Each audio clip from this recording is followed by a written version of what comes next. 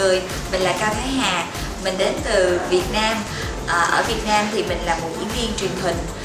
Hiện tại mình đang có mặt ở bệnh viện Lavian Hàn Quốc. Thì cái cảm giác mà tới đây cảm giác rất là hào hứng, tại vì bản thân mình đó là mình đang muốn thay đổi một chút cái khuyết điểm ở trên gương mặt mình.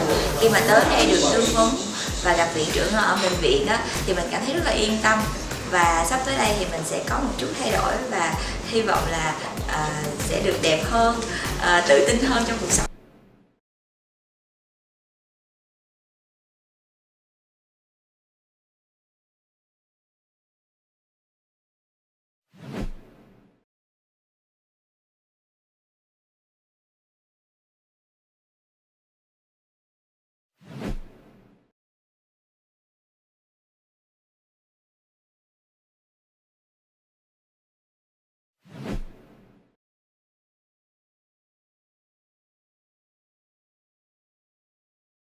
Ngón tay vô miệng của mình rồi.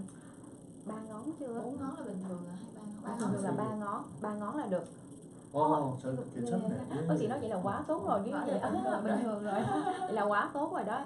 Như vậy là trở về bình thường rồi đó. 지난번에 사실 이 부분이 그때 조금 수술하고 나서 Hello. Gọi như là chị bắt lát đúng không? Ok, mọi người bây giờ đi theo Hà chụp CT nha.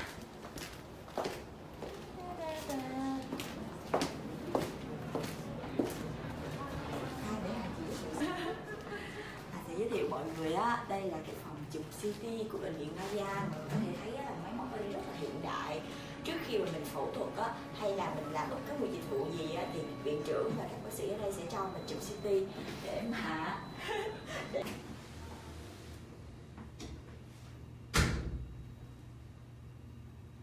을 위해 준비 중입니다. 잠시만 기다려 주세요.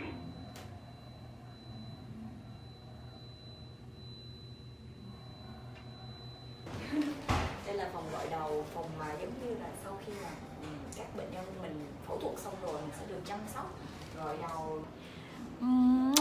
Mọi người ơi, mọi người thấy Hà cái tóc có xinh không? Bây giờ Hà sẽ bác sĩ làm mũi đúng không? 괜히 나 여기 이렇게 My friend in Vietnam. Yeah.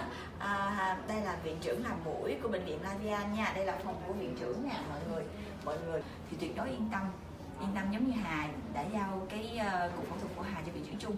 Còn bây giờ thì mình sẽ đến tham quan phòng làm việc của bác viện trưởng làm ngực nha. Đây.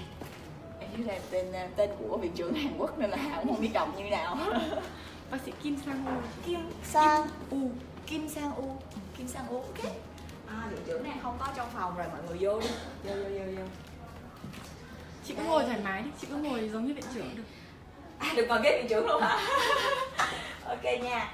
Đây là phòng làm việc của viện trưởng Kim Sang U, là viện trưởng chuyên về làm ngực nha mọi người. Đây cho mọi người xem một xíu. Đây là bệnh viện Lavian.